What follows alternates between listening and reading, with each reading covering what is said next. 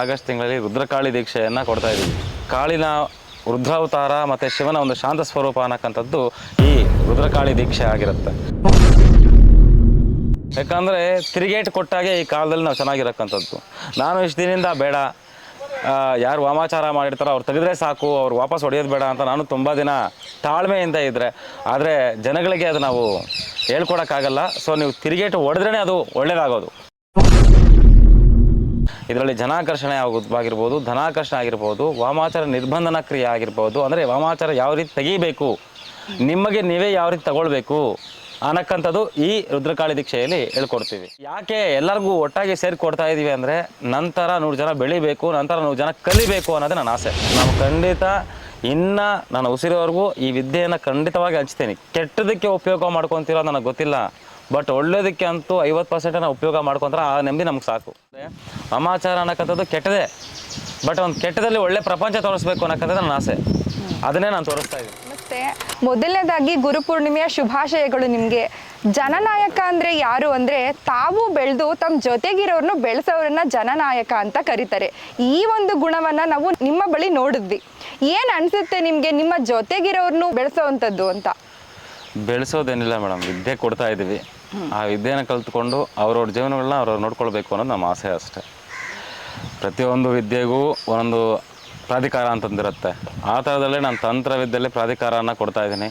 ಆ ತಂತ್ರವಿದ್ಯೆಯಲ್ಲಿ ಎಲ್ಲರೂ ಕಲಿಸ್ಬೇಕು ಅನ್ನೋದು ನನ್ನ ಆಸೆ. ಕಲಿಸ್ತಾ ಇದ್ದೀನಿ, ಮುಂದೆಗೂ ಕಲಿಸ್ತೀನಿ, ಬಿಡೋದಿಲ್ಲ ಅಂತಲೇ ಹೇಳ್ತಿದ್ದೀನಿ. ಅವರು ಕಲಿತು ಅವರಾಗಿ ಅವ್ರವ್ರ ಜೀವನವನ್ನು ನೋಡ್ಕೊಳ್ಬೇಕು ಅನ್ನೋದೇ ನಮ್ಮ ಆಸೆ. ನೀವು ಪ್ರತಿ ತಿಂಗಳು ಒಂದೊಂದು ದೀಕ್ಷೆಯನ್ನು ಕೊಡ್ತೀರಾ. ಅದೇ ರೀತಿ ಈ ಸಲ ಯಾವ ಒಂದು ದೀಕ್ಷೆಯನ್ನು ಕೊಡ್ತಾ ಇದ್ದೀರಾ ಗುರುಗಳೇ? ಆಗಸ್ಟ್ 30ನೇ ತಾರೀಕು ಬೆಳಗ್ಗೆ 10 ಗಂಟೆಗೆ ಪ್ರಾರಂಭ ಆಗುತ್ತೆ ರುದ್ರಕಾಳಿ ದೀಕ್ಷೆ ಅಂತ. ಈ ರುದ್ರಕಾಳಿ ದೀಕ್ಷೆಯಲ್ಲಿ ಇವತ್ತುವರೆಗೂ ಪಂಚಕಾಳಿ ಆಯಿತು, ನವಕಾಳಿ ಆಯಿತು. ಅದೇ ಈ ಆಗಸ್ಟ್ ತಿಂಗಳಲ್ಲಿ ರುದ್ರಕಾಳಿ ದೀಕ್ಷೆಯನ್ನು ಕೊಡ್ತಾ ಇದ್ದೀವಿ. ಈ ರುದ್ರಕಾಳಿ ದೀಕ್ಷೆ ಅನ್ನಕ್ಕಂಥದ್ದು ಯಾರಿಗೆ ಅನುಕೂಲ ಆಗುತ್ತೆ, ಯಾರ್ಯಾರಿಗೆ ಅನುಕೂಲ ಆಗುತ್ತೆ ಅಂದರೆ, ತುಂಬ ವಿಶೇಷವಾಗಕ್ಕಂಥದ್ದು ಶಿವಶಕ್ತಿ ಸ್ವರೂಪದಿಂದ ಕೊಡಕ್ಕಂಥದ್ದು. ಈ ಶಿವಶಕ್ತಿ ಸ್ವರೂಪ ಯಾವ ಥರ ಇರುತ್ತೆ ಅಂದರೆ, ಕಾಳಿನ ರುದ್ರಾವತಾರ ಮತ್ತು ಶಿವನ ಒಂದು ಶಾಂತ ಸ್ವರೂಪ ಅನ್ನಕ್ಕಂಥದ್ದು ಈ ರುದ್ರಕಾಳಿ ದೀಕ್ಷೆ ಆಗಿರುತ್ತೆ. ಇದರಲ್ಲಿ ನಮ್ಮ ಒಂದು ಯಾರು ನಮಗೆ ಈ ಮದುವೆ ಸಮಾರಂಭಗಳಿಗಾಗಿರ್ಬೋದು, ಹೊಟ್ಟೆ ಕಿಚ್ಚು ಪಡಿರ್ಬೋದು, ನರದೃಷ್ಟಿ ಆಗಿರ್ಬೋದು, ಮತ್ತು ಯಾರು ವಾಮಾಚಾರಕ್ಕೆ ಒಳಗಾಗಿರ್ತಾರೋ ಅವ್ರಿಗಾಗಿರ್ಬೋದು, ಪುರೋಹಿತರಾಗಿರ್ಬೋದು, ಜ್ಯೋತಿಷರಾಗಿರ್ಬೋದು, ತಂತ್ರ ಪಂಡಿತರಾಗಿರ್ಬೋದು, ಇವ್ರಿಗೆಲ್ಲ ಇದು ಅವಕಾಶ ಇರುತ್ತೆ. ಅಂದರೆ ನಮ್ಮ ಶಕ್ತಿ ಹೆಚ್ಚಿಸ್ಕೊಳ್ಳೋಕ್ಕೂ ಆಗುತ್ತೆ.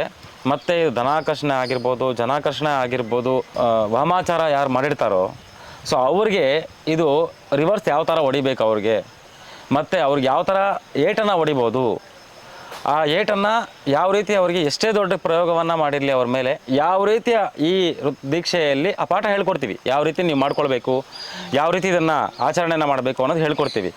ಅವ್ರಿಗೆ ಯಾವ ರೀತಿ ಇದನ್ನು ಹೊಡಿಬೇಕು. ಯಾಕಂದರೆ ತಿರುಗೇಟು ಕೊಟ್ಟಾಗೆ ಈ ಕಾಲದಲ್ಲಿ ನಾವು ಚೆನ್ನಾಗಿರಕ್ಕಂಥದ್ದು. ನಾನು ಇಷ್ಟು ದಿನದಿಂದ ಬೇಡ, ಯಾರು ವಾಮಾಚಾರ ಮಾಡಿರ್ತಾರೋ ಅವ್ರು ತೆಗೆದ್ರೆ ಸಾಕು, ಅವ್ರು ವಾಪಸ್ ಹೊಡೆಯೋದು ಬೇಡ ಅಂತ ನಾನು ತುಂಬ ದಿನ ತಾಳ್ಮೆಯಿಂದ ಇದ್ದರೆ, ಆದರೆ ಜನಗಳಿಗೆ ಅದು ನಾವು ಹೇಳ್ಕೊಡೋಕ್ಕಾಗಲ್ಲ. ಸೊ ನೀವು ತಿರುಗೇಟು ಹೊಡೆದ್ರೇ ಅದು ಒಳ್ಳೆಯದಾಗೋದು.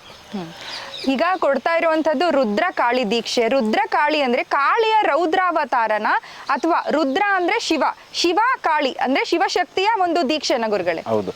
ನಿನ್ನ ಮನಸ್ಸಿಗೆ ಶಾಂತ ರೂಪವನ್ನು ಕೊಟ್ಟು ಶಿವ ಆಗಿರ್ತಾನೆ.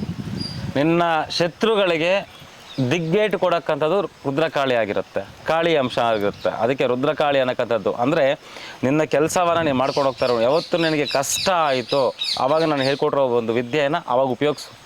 ಆವಾಗ ನಿನ್ನ ಶತ್ರುಗಳಿಗೆ ಆವಾಗ ನೀನು ಹೇಟ್ ಕೊಡೋಕ್ಕಾಗತ್ತೆ. ಇದರಲ್ಲಿ ಜನಾಕರ್ಷಣೆ ಆಗಿರ್ಬೋದು, ಧನಾಕರ್ಷಣೆ ಆಗಿರ್ಬೋದು, ವಾಮಾಚಾರ ನಿರ್ಬಂಧನ ಕ್ರಿಯೆ ಆಗಿರ್ಬೋದು. ಅಂದರೆ ವಾಮಾಚಾರ ಯಾವ ರೀತಿ ತೆಗೀಬೇಕು, ನಿಮಗೆ ನೀವೇ ಯಾವ ರೀತಿ ತಗೊಳ್ಬೇಕು ಅನ್ನಕ್ಕಂಥದ್ದು ಈ ರುದ್ರಕಾಳಿ ದೀಕ್ಷೆಯಲ್ಲಿ ಹೇಳ್ಕೊಡ್ತೀವಿ. ಕೆಲವೊಬ್ಬರಿಗೆ ಗುರುಗಳೇ ದೀಕ್ಷೆ ತಗೊಳ್ಳೋಕೆ ತುಂಬಾ ಇಷ್ಟ, ತುಂಬಾ ಆಸಕ್ತಿ, ಆದರೆ ಅವರು ಮಾಂಸಾಹಾರಿಗಳಾಗಿರ್ತಾರೆ, ಜೊತೆಗೆ ಮದುವೆ ಆಗಿರೋದಿಲ್ಲ, ಮಕ್ಕಳಾಗಿರೋದಿಲ್ಲ. ಇಂಥವ್ರು ಹೆದರ್ತಾರೆ, ನಾನು ದೀಕ್ಷೆ ತಗೋಬಿಟ್ರೆ ಏನಪ್ಪ ನನ್ನ ಮುಂದಿನ ಜೀವನ ಅಂತ. ಇಂಥವ್ರಿಗೆ ಏನು ಹೇಳಕ್ಕೆ ಇಷ್ಟ? ಇದರಲ್ಲಿ ಯಾವುದೇ ರೀತಿ ಆಗಲಿ, ನಾನು ಕೂಡ ಅಥರ್ವಣ ವೇದದ ಪ್ರಕಾರ ಮದುವೆ ಆಗಿರ್ಬೋದು, ಮದುವೆ ಆಗದಿರಿರ್ಬೋದು, ಆಯಿತಾ, ಮತ್ತು ಬ್ರಹ್ಮಚಾರಿಗಳಾಗಿರ್ಬೋದು, ಯಾರಾದರೂ ತೊಗೊಳ್ಬೋದಿತ್ತು. ಇದಕ್ಕೆ ಅದೇ ನಾನು ಅದನ್ನು ಪಾಲನೆ ಮಾಡಬೇಕು, ಇದನ್ನು ಪಾಲನೆ ಮಾಡಬೇಕು, ಇವೆಲ್ಲ ಇಲ್ಲ. ಅರ್ಧ ಗಂಟೆ 11 ದಿನ ಅರ್ಧ ಗಂಟೆ ಅದಕ್ಕಂತಲೇ ಒಂದು ಟೈಮ್ ಕೊಡಿ ಸಾಕು. ಅದರಲ್ಲಿ ರುದ್ರಕಾಳಿ ಯಾವ ಥರ ಇರುತ್ತೆ ಅಂತ ಆಮೇಲೆ ನಿಮಗೆ ಗೊತ್ತಾಗುತ್ತೆ.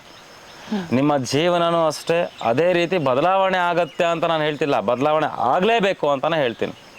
ಯಾಕೆಂದರೆ ರುದ್ರಕಾಳಿ ದೀಕ್ಷೆ ಅನ್ನಕ್ಕಂಥದ್ದು ನಮ್ಮ ಇಡೀ ಇದರಲ್ಲಿ ಕರ್ನಾಟಕದಲ್ಲಿ ಯಾರೂ ಕೊಟ್ಟಿಲ್ಲ. ಯಾಕಂದ್ರೆ ನಾನು ಅಂತರದಲ್ಲೇ ಕೊಡ್ತಾ ಇದ್ದೀನಿ.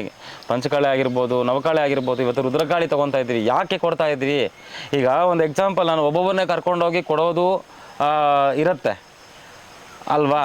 ಸೊ ಯಾಕೆ ಎಲ್ಲರಿಗೂ ಒಟ್ಟಾಗಿ ಸೇರಿ ಕೊಡ್ತಾ ಇದ್ದೀವಿ ಅಂದರೆ, ನಂತರ 100 ಜನ ಬೆಳಿಬೇಕು, ನಂತರ 100 ಜನ ಕಲಿಬೇಕು ಅನ್ನೋದೇ ನನ್ನ ಆಸೆ. ಅದಕ್ಕೆ ಎಷ್ಟೋ ಜನ ಭಂಗ ಆಗ್ಬೋದು, ಯಾವುದೇ ರೀತಿಯಾಗಿ ನಾವು ಬಿಡೋದಿಲ್ಲ. ನಾವು ಖಂಡಿತ ಇನ್ನು ನಾನು ಉಸಿರೋವರೆಗೂ ಈ ವಿದ್ಯೆಯನ್ನು ಖಂಡಿತವಾಗಿ ಹಂಚ್ತೀನಿ. ಕೆಟ್ಟದಕ್ಕೆ ಉಪಯೋಗ ಮಾಡ್ಕೊತಿರೋ ನನಗೆ ಗೊತ್ತಿಲ್ಲ, ಬಟ್ ಒಳ್ಳೇದಕ್ಕೆ ಅಂತೂ 50% ನಾವು ಉಪಯೋಗ ಮಾಡ್ಕೊತಾರೆ, ಆ ನೆಮ್ಮದಿ ನಮ್ಗೆ ಸಾಕು. ಈಗ ನಿಮ್ಮ ಹತ್ರ ಒಂದು ದೀಕ್ಷೆಯನ್ನ ತಗೊಳಕ್ ಬಂದಾಗ ಒಳ್ಳೆತನದಲ್ಲಿ ಬರ್ತಾರೆ, ನೀವು ಪಾಪ ಅದ್ರ ದೀಕ್ಷೆಯನ್ನ ಕೊಟ್ಬಿಡ್ತೀರಾ. ಆಮೇಲೆ ಅವರು ಆ ದೀಕ್ಷೆಯಿಂದ ಕೆಟ್ಟ ಕೆಲಸವನ್ನ ಮಾಡಿದ್ರೆ ಏನಾಗತ್ತೆ ಅಂತ ನಾನು ಹೇಳಿದ್ದೀನಿ. ನಿಮಗೆ ವಾಮಾಚಾರ ಆಗಿದ್ದರೆ ನೀವು ಅವ್ರ ಮೇಲೆ ಏಟನ್ನು ಹೊಡೀರಿ, ನಾನು ಬೇಡನಲ್ಲ.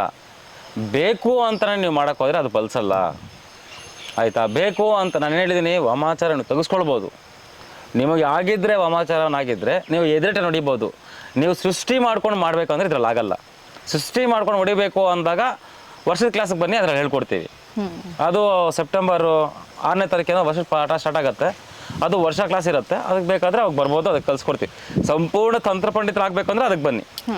ನನಗೆ ಯಾವ ರೀತಿಯ ವಿದ್ಯೆನೂ ಇಲ್ಲ, ಹೇಗೆ ನಾನು ಕ್ಲಾಸ್ ಕಲಿಯೋದು ಗುರುಗಳೇ? ನಾನು ಓದೇ ಇಲ್ಲ. ಅದ್ರ ಬಗ್ಗೆ ಅವಶ್ಯಕತೆ ನನ್ನ ಹತ್ರ ಎಷ್ಟೋ ಜನ ಮುಸ್ಲಿಮ್ಸ್ ಆಗಿರ್ಬೋದು, ಕ್ರಿಶ್ಚಿಯನ್ಸ್ ಆಗಿರ್ಬೋದು, ಏನು ವಿದ್ಯೆನೇ ಇಲ್ಲ ಅಂದರೆ ಪಾಪ ಈ ಕೂಡ ಬರ್ದಿರಲ್ಲ. ಸೊ ಅಂಥವ್ರು ಕೂಡ ವಿದ್ಯೆಯನ್ನು ಕಲಿಸ್ತಾ ಇದ್ದೀವಿ.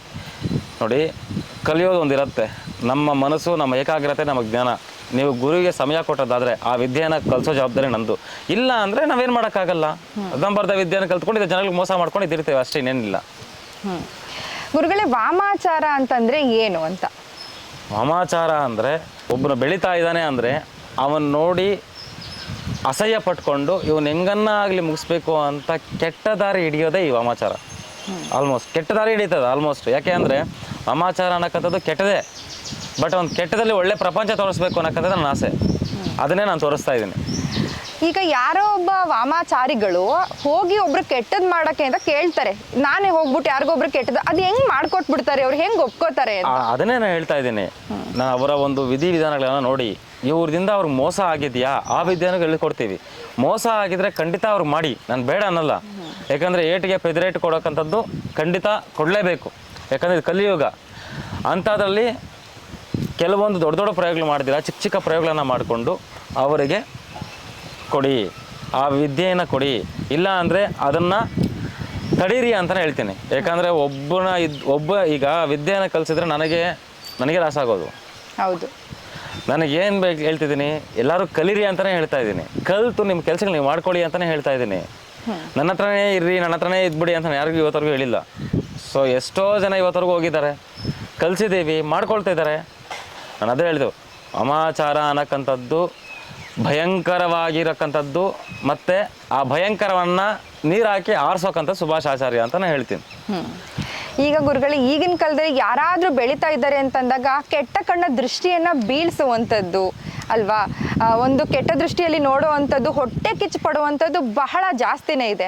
ಇದು ನಿಜವಾಗ್ಲೂ ನಿಜನ? ಹೇಗೆ ವರ್ಕ್ ಆಗುತ್ತೆ? ಖಂಡಿತ. ಅದಕ್ಕೆ ನಾನು ಹೇಳ್ತೇನೆ, ಕೆಲವರು ಕಲಿಯೋಕ್ಕಾಗಲ್ಲ ಅಂತವರು ಈ ತಂತ್ರವಿದ್ಯೆ ನಾನು ಕಲಿಯೋಕ್ಕಾಗಲ್ಲ. ನಾನು ದೀಕ್ಷೆಯಲ್ಲಿ ನನಗೆ ಕರೆಕ್ಟಾಗಿ ನನ್ನ ಮೇಲೆ ಯಾರ ಕಣ್ಣಿಗೂ ಬೀಳಬಾರ್ದು, ನನ್ನ ಕಣ್ಣು ಯಾರ ಮೇಲೆ ಬೀಳಬಾರ್ದು, ನನ್ನ ಹೆಸರೇ ಸಂಪಾದನೆ ಮಾಡಿದ್ರು.